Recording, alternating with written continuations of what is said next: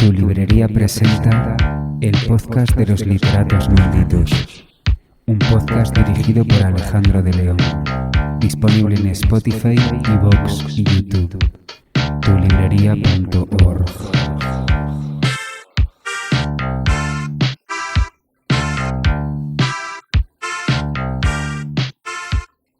Hola a todos y todas otra vez, esto es el podcast de los literatos malditos, donde, como sabéis, hablamos de literatos malditos no porque tengan una maldición, sino porque son escritores y editoriales que se acogen a la cuarta acepción del diccionario de la Real Academia, donde maldito significa alguien que rompe los moldes, que rompe las normas o que no hace, digamos, o que no camina el camino trazado de antemano.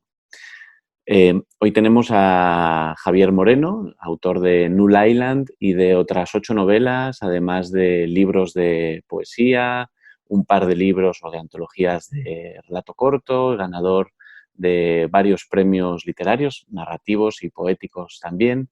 Y bueno, pues te doy la bienvenida, Javier, ¿cómo estás? Hola, muy bien, encantado de estar aquí con vosotros. Igualmente, es un honor tenerte con nosotros y vamos a hablar de esta novela tuya que publicas con Candaya hacia finales de 2019, que es una novela tremendamente original y valiente en la que te atreves con una primera persona pues muy descarnada y muy desnuda, ¿no? Y en la que haces algo, un plano, una propuesta narrativa muy, muy particular, donde, bueno, obviamente esto lo vas a poder explicar tú mucho mejor que yo, ¿no? Pero donde parece como que la trama cede su sitio a otra cosa, una especie de exploración muy, muy libre y donde hay una reflexión muy interesante, ¿no? Quizás la mejor manera de empezar es haciéndonos la pregunta que nos sugiere la portada, ¿no? Uno se encuentra con este libro y se pregunta ¿qué es Null Island o dónde está? ¿Nos quieres contar qué es Null Island? Bueno, Null Island, en realidad, si uno lo busca en Wikipedia, que es lo que hice yo la primera vez, después de ir a hablar de ello, se encontrará con que aparentemente es una isla de 1 metro cuadrado ubicada en el Golfo de Guinea y situada exactamente en el lo que sería el origen de coordenadas de la superficie terrestre, o sea, 0 grados longitud, 0 grados latitud. Uh-huh. Claro, uno sigue leyendo Santa Wikipedia y descubre que esa isla de 1 metro cuadrado tiene unos habitantes que naturalmente deberían ser microscópicos y tiene una bandera, etcétera. Y entonces ya empieza a sospechar que esta isla forma parte de ese catálogo de islas ficticias que tanto han proliferado en la literatura, ¿no? Y en el imaginario humano también, en la filosofía, incluso en el pensamiento, ¿no? Porque muchas veces las utopías Claro. se situaban en islas.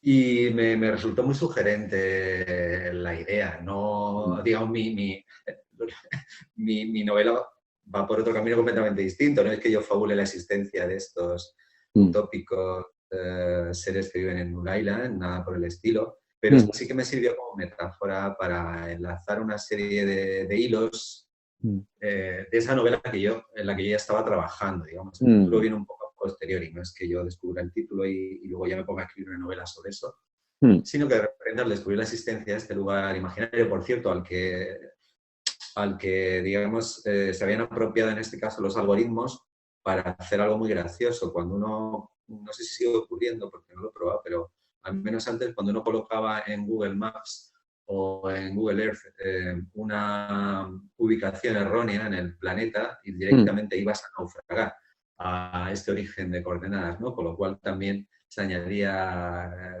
una extrañeza y una curiosidad más al catálogo de propiedades de esta isla imaginaria. Bueno, entonces yo estaba escribiendo esta novela y me di cuenta que esta isla imaginaria, o al menos este lugar, podía servir como metáfora para donde fueran a parar hilos de la trama, ¿no? Por llamarlo de alguna manera, porque como tú has dicho, esta es una novela donde la trama al principio, sobre todo en la primera mitad de la novela, no es bastante endeble voluntariamente.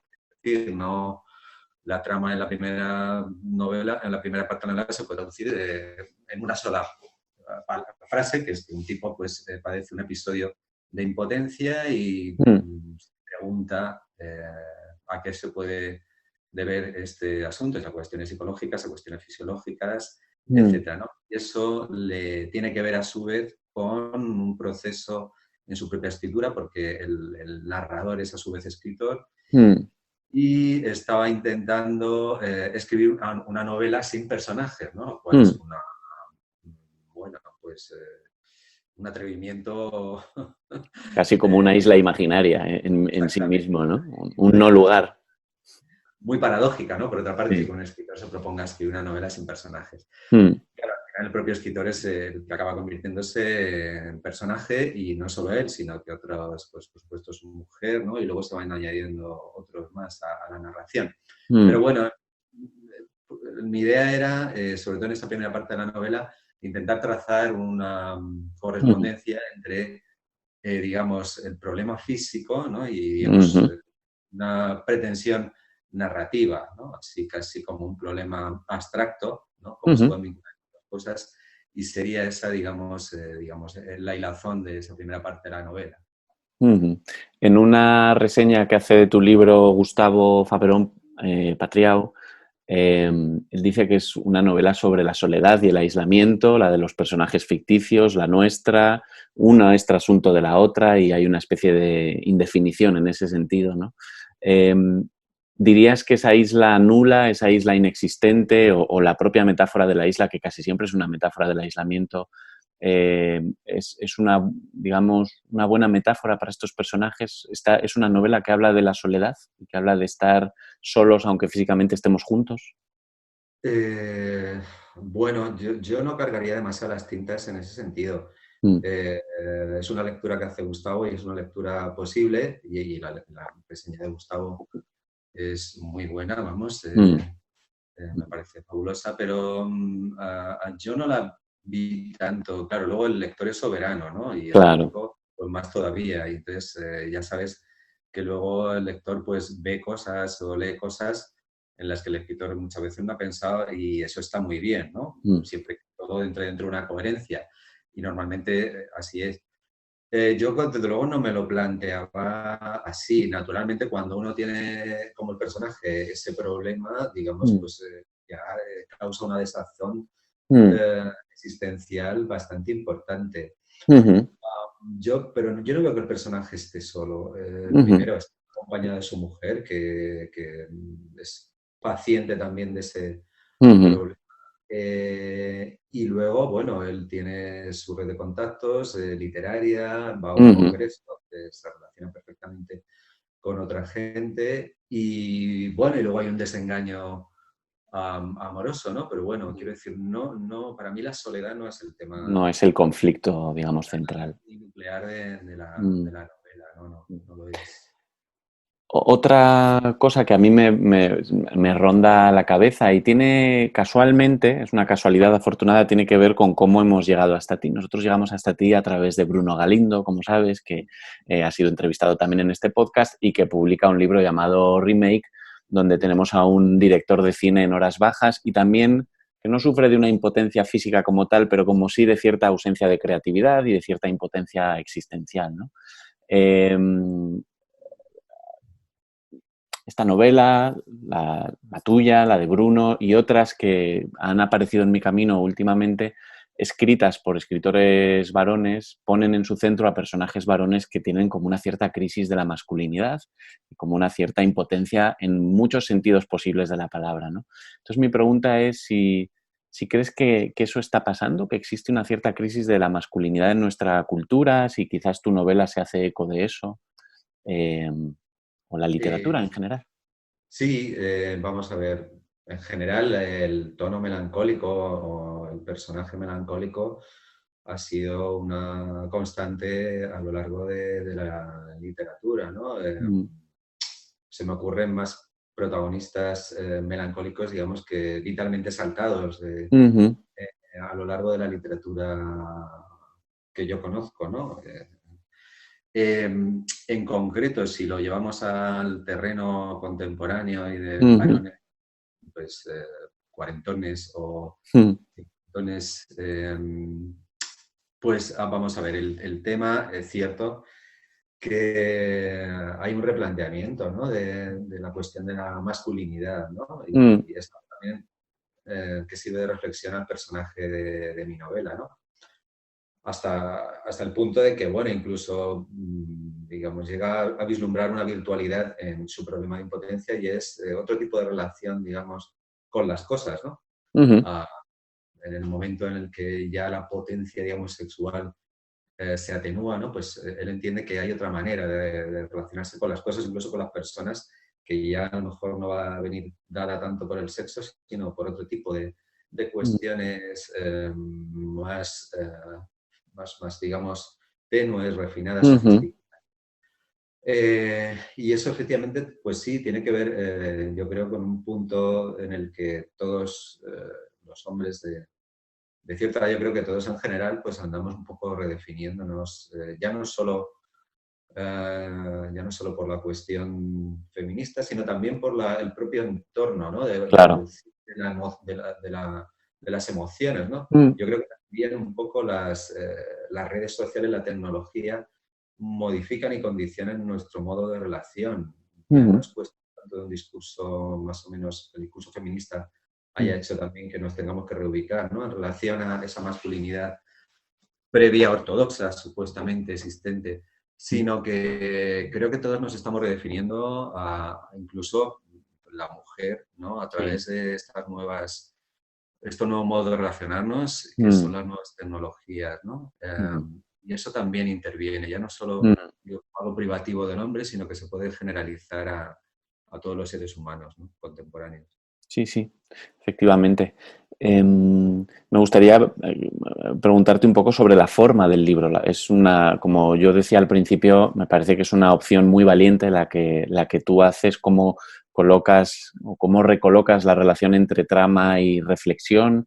Eh, y hay algo que a mí personalmente me toca muy, digamos, muy de cerca. Yo doy clases de psicoanálisis en la universidad y en muchos momentos leo el libro y lo leo como un acto de asociación libre, que es lo que hacen los pacientes del psicoanálisis, ¿no? Van conectando una idea con otra, teniendo, digamos, recuerdos espontáneos.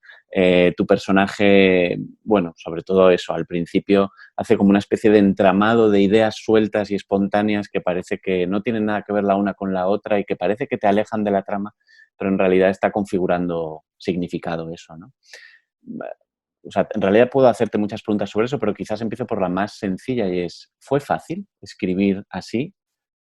Sí, es fácil escribir así porque es mi manera natural Así. de escribir. Sí.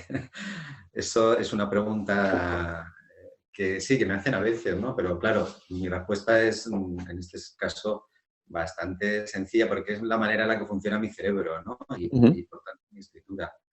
Lo que me cuesta más es, digamos, crear una narración más al uso, ¿no? Ujú.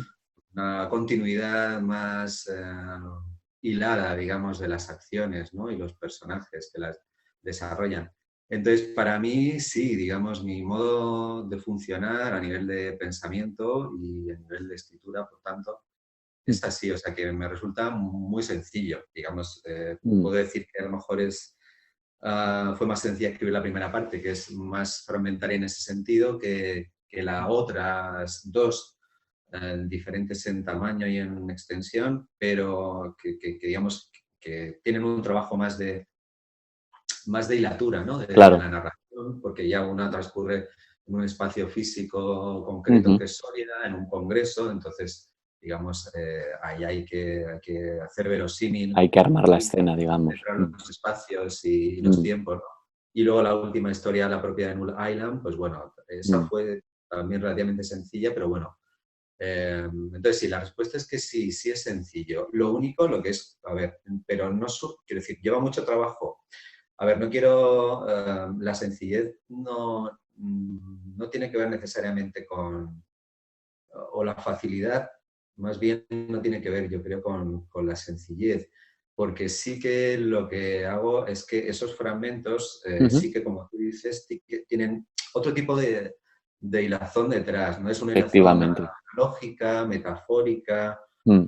pero sí que hay relación en realidad. O sea, cuando el personaje pega un salto y habla de otra cosa, en realidad muchas veces está retomando una cuestión previa, está dándole una vuelta a algo que ya Sí. ha pensado. Lo que pasa es que es una narración que transcurre casi siempre en el teatro de su propia cabeza, ¿no? De Ujú. su propio pensamiento, aunque también el personaje se va moviendo, va al médico, por supuesto, visita librerías y hace Ajá. cosas y habla con su mujer y cena y come con ella. Pero sí que la buena parte de la narración en esa primera parte transcurre en el propio pensamiento, o sea que el pensamiento del narrador es el escenario Sí, sí, sí. primordial, ¿no? De esa primera parte de la novela. Y eso es una narración en red más que en línea, ¿no? Podríamos decir. Sí, claro, efectivamente, es cierto que muchas veces yo tengo redes sociales y a veces sí que me doy cuenta que partes de la novela, fragmentos de la novela, pues casarían muy bien como entradas casi pues, de Facebook, ¿no? De un muro Sí, de como Facebook, hipervínculos. claro, Mm, etcétera, ¿no? Y cómo se relacionan entre sí, ¿no? Y entonces el mm. hipervínculo aquí pues es el propio cerebro del protagonista. Así es. ¿Cómo ves el futuro de la novela? Pues es ahora mismo el futuro en general de cualquier cosa es complicado. Vivimos en un momento de incertidumbre máxima. Esto siempre se dice, pero es que en este momento yo creo que se dice con muchísima, Con mucho fundamento. ¿no? Entonces el futuro en general, no me gusta hacer apuesta de futuro. A ver, yo creo que más o menos la cosa seguirá Mm, por dónde va. Quiero decir, habría que preguntar más bien a los editores. Sé que ahora mismo pues, el mundo editorial también ha sufrido sí. un golpe, ¿no? Mm, Que lo viene acusando. Bueno, fue más duro mm, todavía el año pasado a partir del confinamiento y tal, pero todavía sé que los editores pues, están mm, medrosos, naturalmente, debido a las circunstancias, el hecho de que no se puedan hacer mm. presentaciones Presenciales. presenciales, Mm, etcétera, ¿no? Cuando superemos esto, porque lo superaremos, eso sí estoy convencido, mm, podremos regresar a una cierta normalidad literaria, pues mm, supongo que sí. Entonces, bueno, yo creo que mm, sí volveremos a ello y el futuro de la narrativa o la literatura, pues lo veo un poco igual que estamos. Quiero decir, ujú, habrá haciéndolo muy bien, ujú, otros también, y luego a gente que no lo hace muy bien vendiendo mucho. Quiero decir, esto es una constante universal que si apareciera alguien de hace 100 años, se resucitara y estuviera aquí con nosotros, pues seguramente te hablaría del mismo tipo. Yo lo ujú, que veo como lector, y ya no como autor, es que se siguen haciendo cosas maravillosas. ujú, Entonces, en ese sentido, soy muy optimista. mm, No veo que los narradores y las narradoras le estén perdiendo el pulso a mm. la narrativa, ni al relato, ni... Y están estas exploraciones que van hacia una nueva estética, ¿no? Para la novela, como por ejemplo es tu libro. Sí, sí, yo veo que Mm, sigue habiendo gente que hace apuestas, mm, arriesgadas, que las hace bien. Hay gente que se cae, ¿no? Todos mm, podemos, cuando uno arriesga, pues puedes cometer un error y caerte en ese intento, pero sigue habiendo gente que lo hace, que se arriesga y lo mm. hace Sí. muy bien. Entonces eso yo me descubro el sombrero y es muy, muy loable que todavía haya gente, repito, intentando hacer cosas nuevas dentro de lo que es la novedad. Tampoco Mm, la novedad absoluta, pero sí que aportar un aire, algo de aire fresco, ¿no? Que tiene que ver sí. a veces con la sociología contemporánea, Mm, con ciertas formas nuevas, mm, etcétera. No creo que la novedad tenga que venir por un solo camino, ¿no? Sino que viene claro. muchas de Mm, manera imprevista. Y lo maravilloso es mm. cuando te viene de manera imprevista y dices, pues esto desde luego no me lo esperaba, ¿no? Efectivamente. Desde luego no me decepciona en general el Mm. tiempo a nivel literario, ¿no?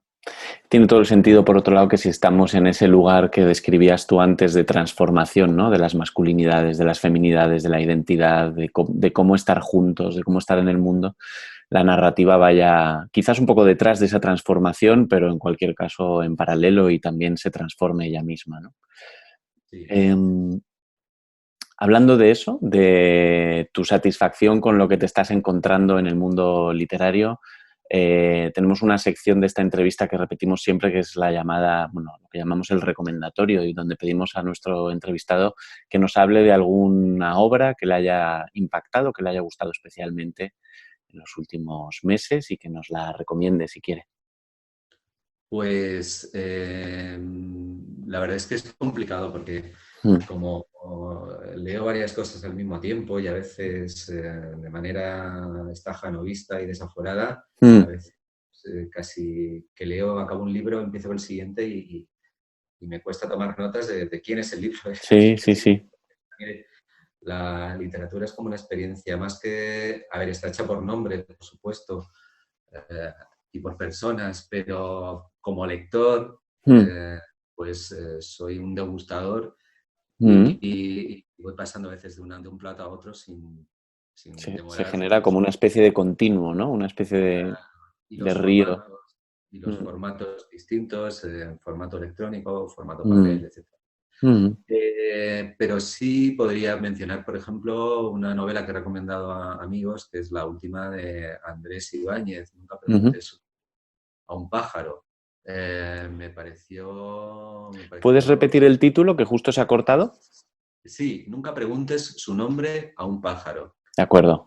Es, Andrés Ibáñez es un tipo como de los que comentaba antes que hace cosas realmente con cierto riesgo a Ujú, nivel cultural, a nivel temático. Y esta novela, que no es una novela demasiado larga, transcurre en Estados Unidos con unos personajes, digamos, muy distantes de lo que pueda ser la sociología,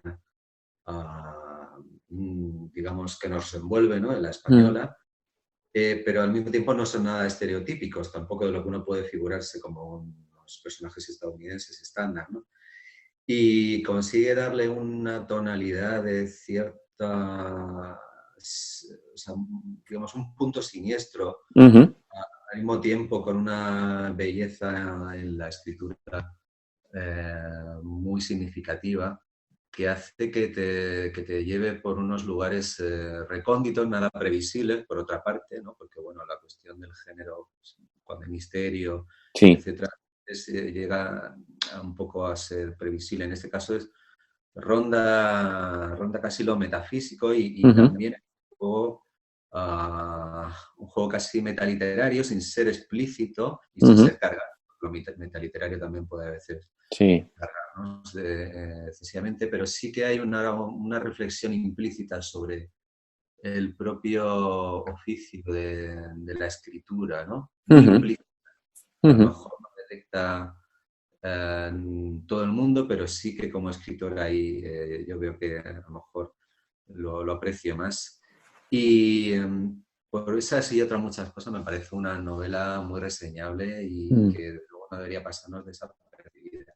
Nunca preguntes su nombre a un pájaro. Nos la, nos la apuntamos. La última pregunta que te voy a hacer tiene que ver con otra de las facetas de este podcast y es que queremos dar visibilidad a esos proyectos literarios que tanta falta hacen en estos tiempos porque son distintos, ¿no?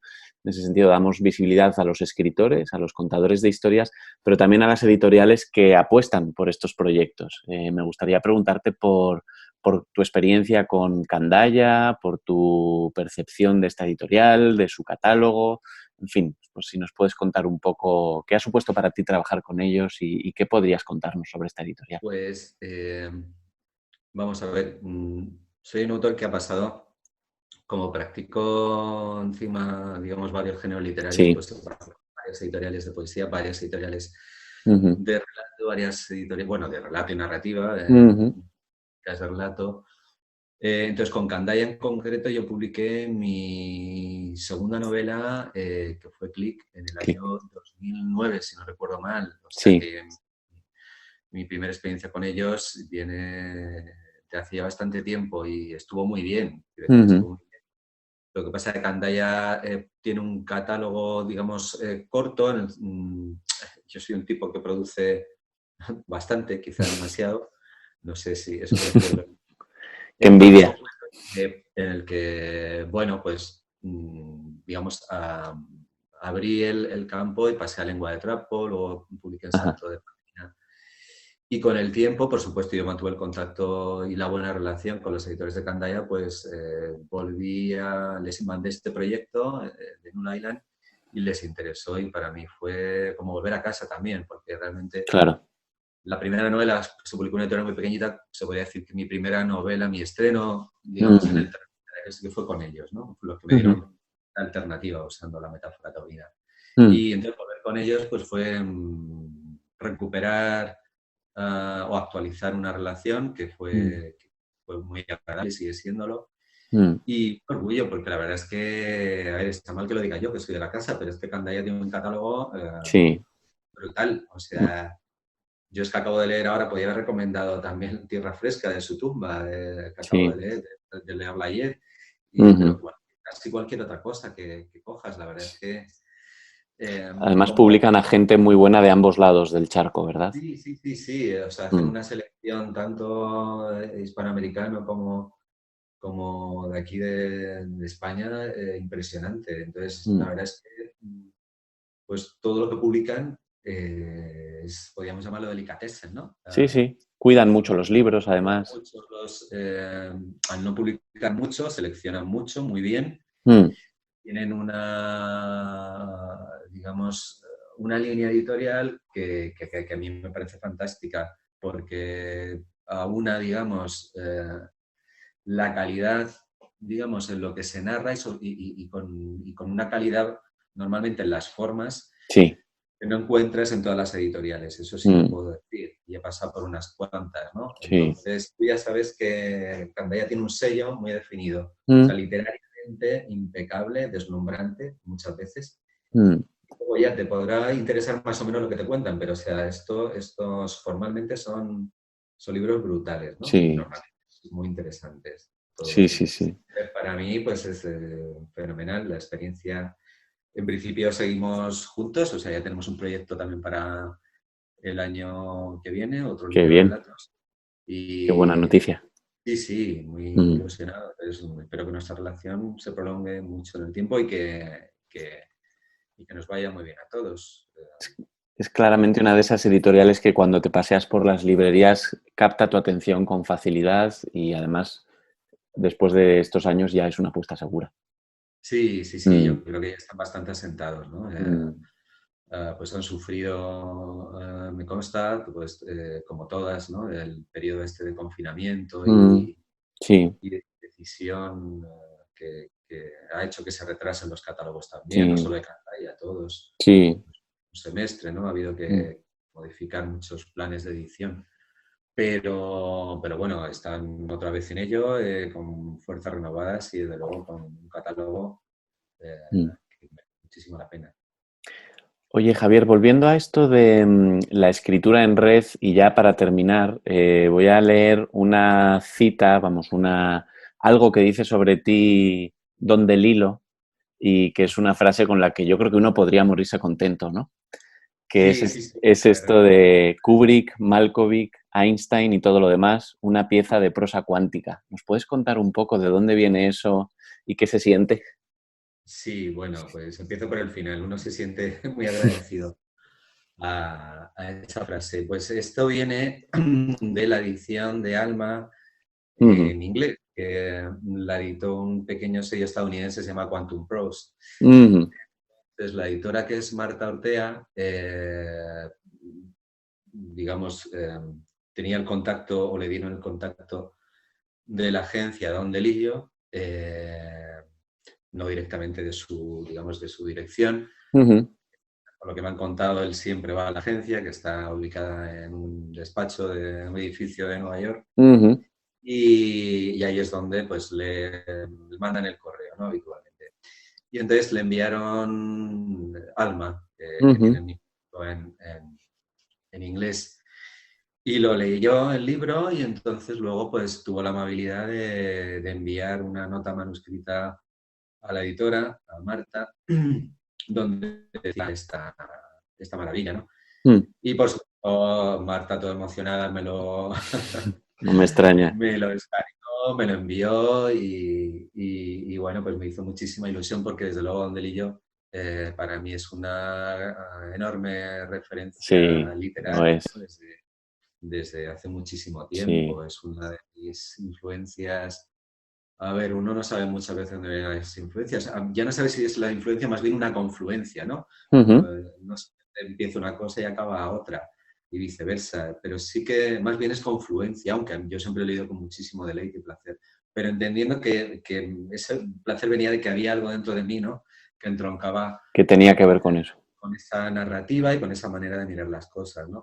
Entonces, pues es como que venga, digamos, pues eso, en fin, la persona una de las que más admiras y alabe tu trabajo, pues lo mejor que te puede pasar, vamos, ya esto es difícilmente superable. No sé, si se traduce algo a francés, se lo enviaré a Michel Houellebecq a ver qué me cuenta. Seguro que dice algo muy bueno también. Y seguro que lo que viene por delante, un libro de relatos, nos has dicho, ¿verdad? Con Candaya también será estupendo y será tremendo. Esperamos con muchas ganas poder leerlo pronto. Muy bien, pues nada, eso espero. Muchísimas gracias. Muchas gracias a ti, Javier. Hasta pronto y que vaya todo fenomenal. El podcast de los literatos malditos. Tu librería.org